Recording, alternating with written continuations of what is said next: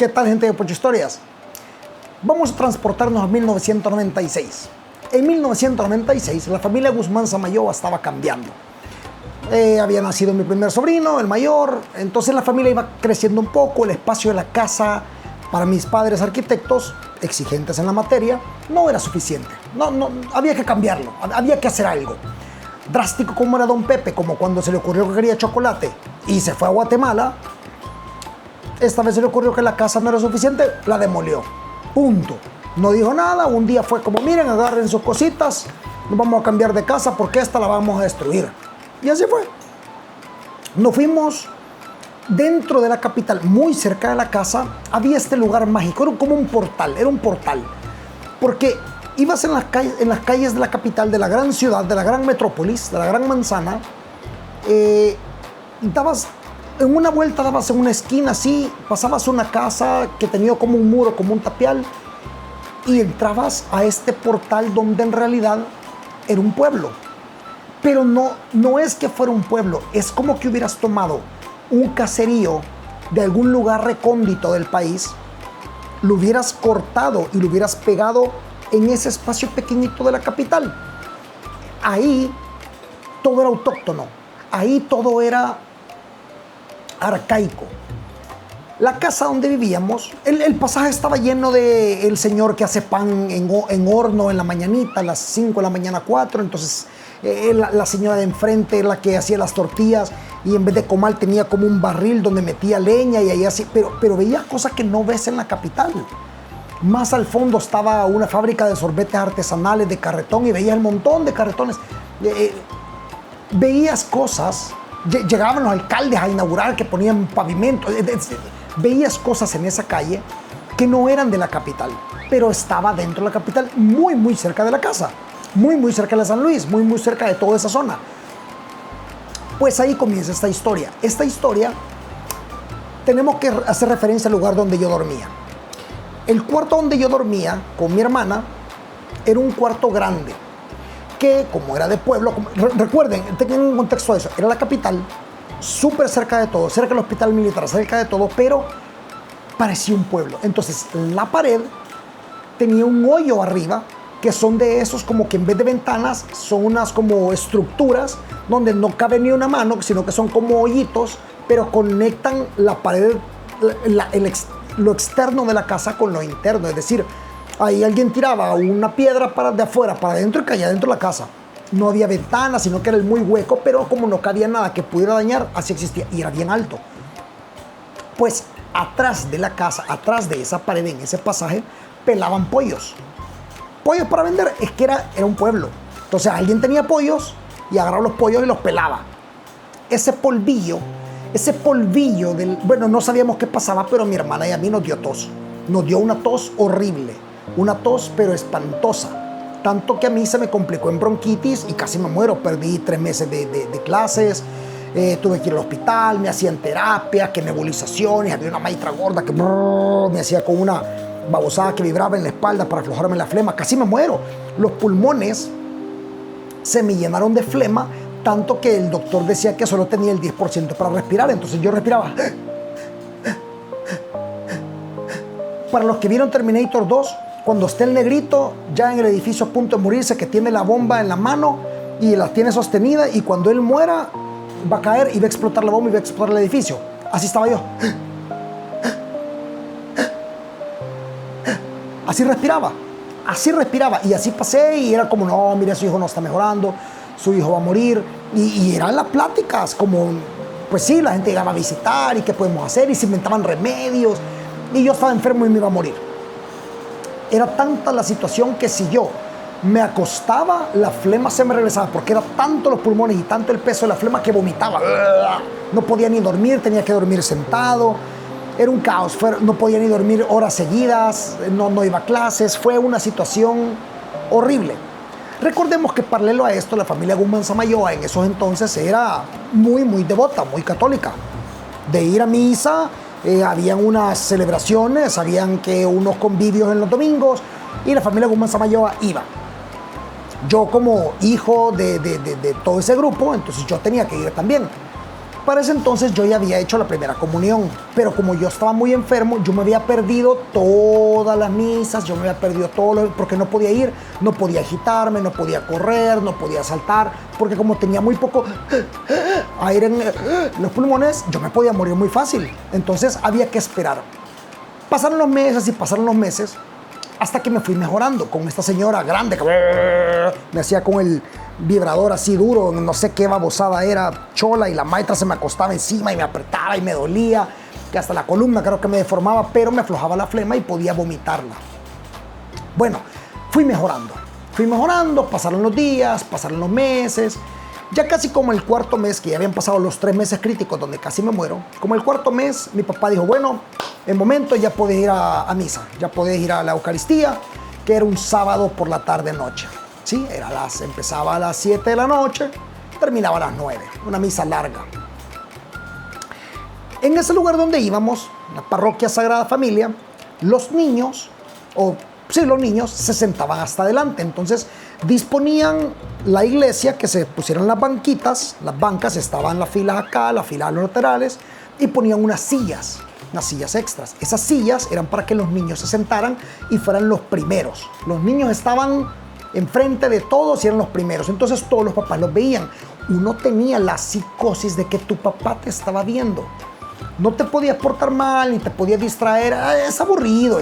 Para un niño es aburrido. Es la realidad. Vas creciendo y vas entendiendo lo que van diciendo, pero es aburrido. Te están poniendo a sentarte a tus 9, 10 años, 2 horas a escuchar gente hablar y decir cosas muy de religión, de temas abstractos para tu mente en ese momento. Es aburrido. A mí me gustaba ir y aún así era aburrido. Entonces no podías estar así como distraído, porque si te distraías tenías la psicosis de que tu papá te estaba viendo y te iba a regañar. Ya sabemos que don Pepe no regañaba nada más. Además de eso, designaban personas que era gente que te cuidaba para que estuvieras pon atención, como adultos autorizados a regañarte como si fueran tu figura paterna en ese momento. Y había gente variopintas. Estaba la coro, una maestra que cantaba como que era coro cada vez que había que cantar algo y daba risa. Y había un montón de personas. Algunos caían bien, otros caían mal. Pues bueno, yo estaba contento porque después de muchos meses iba a poder comulgar. Yo ya había hecho la primera comunión. En estas misas a las que íbamos, para dar un poco de contexto, no es como la misa normal, que ya llega el momento y salen las personas a cantar, vea, cielo y tierra pasarán más. No es de esas, que tú haces la fila y te dan una como una hostia, que es un pedacito como que fuera oblea con arequipe, pero sin arequipe, pero en miniatura, que te la dan y vos te la comes. No es de eso, sino que aquí era como una tortilla, se hace como un pan, que queda como tortilla, solo que en vez de estar tostado no se tuesta, sino que se pone a hornear. Entonces queda como una tortilla horneada, que se parte en pedacitos, te dan un pedacito y ese es el equivalente a la hostia, pero además te dan vino, ¿sí? Entonces te dan vino, tú te tomas el vino y todo perfecto. Pues bueno, yo estaba contento porque después de mucho tiempo ya iba a poder comulgar, porque era una experiencia bonita y tú en tu fe decías, esto es el cuerpo de Dios. Y bueno, ya se imaginarán, vean, 9 años, casi 10, recién saliendo de una enfermedad mortal, donde escuchabas a todas las personas rezar por ti, donde escuchabas a la gente se va a morir y de repente está saliendo adelante.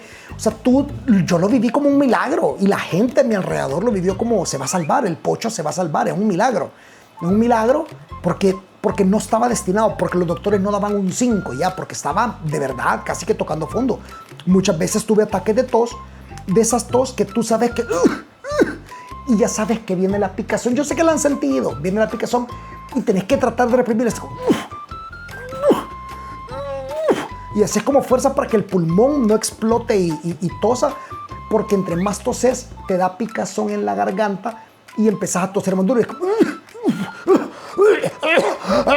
como los viejitos cuando se ríen, que empiezan riéndose.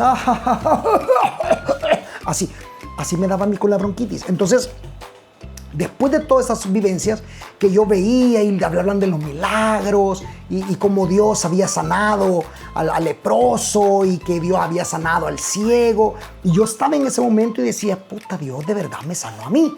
Entonces yo estoy contento porque voy a poder hacer la comunión y voy a poder ser uno con el Padre en este momento. Entonces bien, llegaba la persona que te entregaba a ti el cuerpo de Cristo, entonces te lo daba, tú yo lo agarraba y después de un ritual ahí te lo comías. Después pasaban dando el vino. Entonces yo me acuerdo que me lo comí. En eso que me lo estaba comiendo empecé a sentir la picazón. Pero yo ya podía controlarlo porque tenía 4 meses de experiencia donde había tratado de sobrevivir y había superado este sentimiento de picazón. Y hacía unas terapias de respiración y me concentraba. Ya lograba doblegar el impulso y yo ya podía vivir mi vida. Llegó el vino. El vino era vino de verdad. Vino no era vino de mentira, pues vino de verdad, tiene alcohol. Entonces los niños dan un trago pequeño. Entonces vine yo, cuando lo tomé, que inmediatamente sentí el alcohol que me pasó la garganta, empezó inmediatamente la picazón. Y sentí que era tan fuerte de golpe. Y empezó una batalla psicológica de desesperación en la que si te desesperas perdés, pero tú tenés que tener el control, pero estás desesperado porque sabes que estás en el riesgo y empezó como, si toso me muero, si toso me muero, si toso me muero, Dios me ha salvado, si toso me muero, no me voy a morir, no voy a toser. Y de repente lo último que recuerdo es que empecé a toser y cuando iba a toser yo solo sentí que me desmayé. En lo que me iba desmayando, que iba cayendo, o sea, me desmayé, perdí el aire, me desmayé y empecé a caer. Cuando empecé a caer, solo escuchaba a la gente gritar, ¡está poseído! ¡Está poseído! Y yo no supe más. Lo último que escuché fue la gente gritando, ¡está poseído! ¡Está poseído!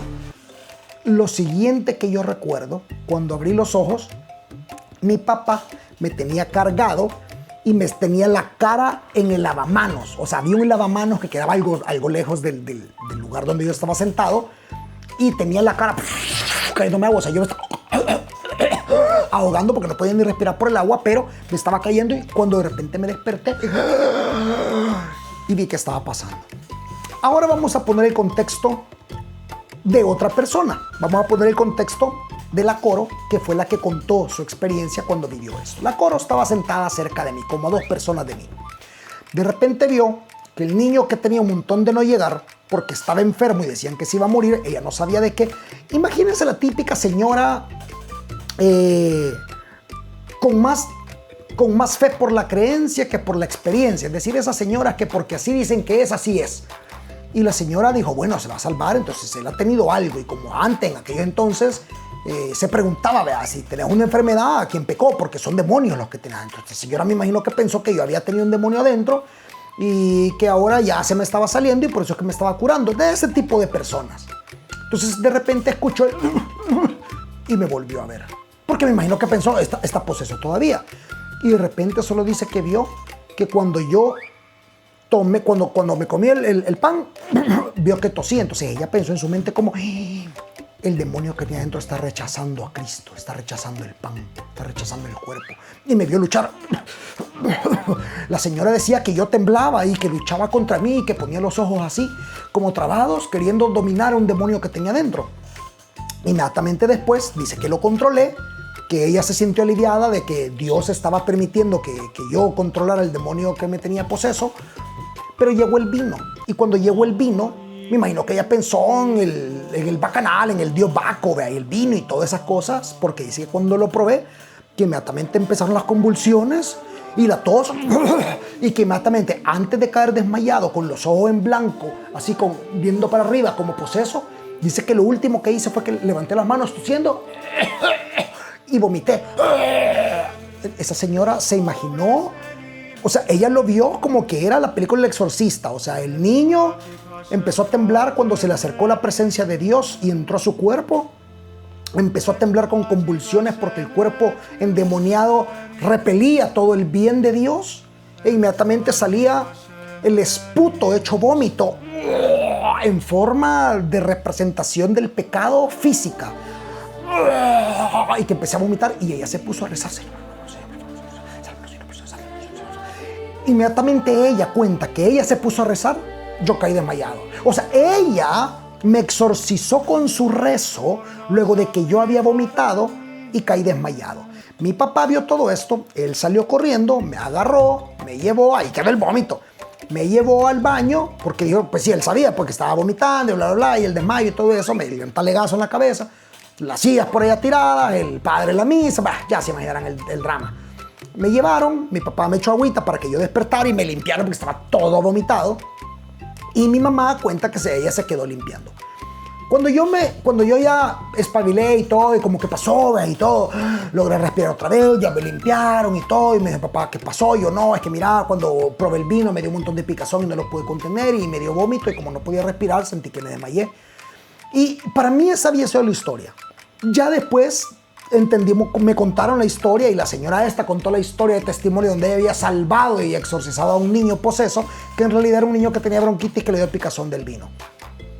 La señora contó su melodrama, ese fue su milagro. La señora se salvó y tuvo un encuentro cercano con Dios, y se hizo uno con ella cuando se mezcló y el Señor le dio los poderes a ella para poder exorcizar el demonio de un niño infeliz que había pecado y que tenía el demonio del vómito adentro. Entonces esa fue su comunión con el Padre. La señora ahí se salvó. Ella, mediante mi enfermedad, ella se salvó. Es decir, cuando yo pienso en esta enfermedad, digo, Diosito me hizo instrumento porque permitió que mi enfermedad casi de muerte salvara la fe de una persona. Que en realidad en mi perspectiva fue, puta, no podía respirar, casi me muero, me desmayé, me pegué un gran pijazo en la cabeza, me quedé con miedo de no volver a poder probar nada de vino ni nada de nada porque me daba picazón y escapaba a morir. Pero para ella fue un evento de salvación. Al final yo me curé.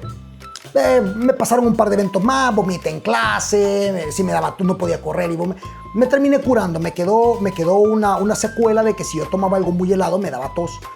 Pero me fui curando y al final me curé.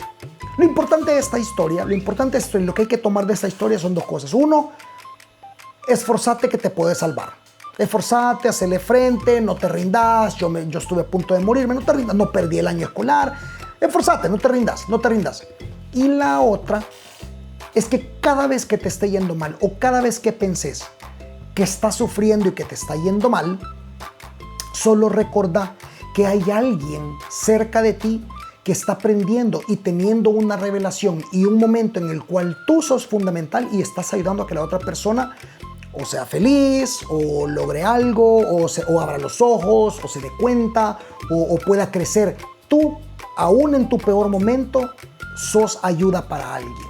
Creo que esa es la pocha historia. Creo que ese es el punto cúspide de esto. No tanto que me desmayé vomitando como que era el niño del exorcista y que la coro oró por mí y fue con los talentos del Espíritu Santo se le pusieron en su cuerpo y me salvó del vómito infernal del averno y del demonio de la posesión del vómito, sino que aún en tus peores momentos, aún en lo más bajo, aún en donde tú crees que no servís para nada porque te sentís mal, porque estás enfermo, porque tenés una depresión, porque tengas lo que tengas, aún en tu peor momento, hay alguien que si tú permitís, esa persona va a estar agradecida con la vida por cosas que tú haces y que no te das cuenta. Así que, gente, no se limiten.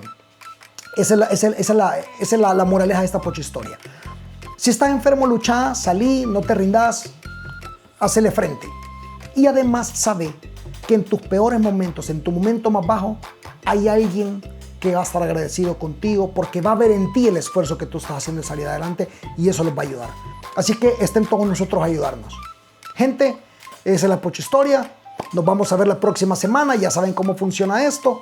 Le dan ahí están los enlaces de Facebook y de Instagram. Le dan igual a la campanita para suscribirse. Y pues sí, que les salgan todas las notificaciones para que no se pierdan en la siguiente semana. Entonces nos vemos por la otra. Y si no se suscriben, ustedes ya saben que son cácolas.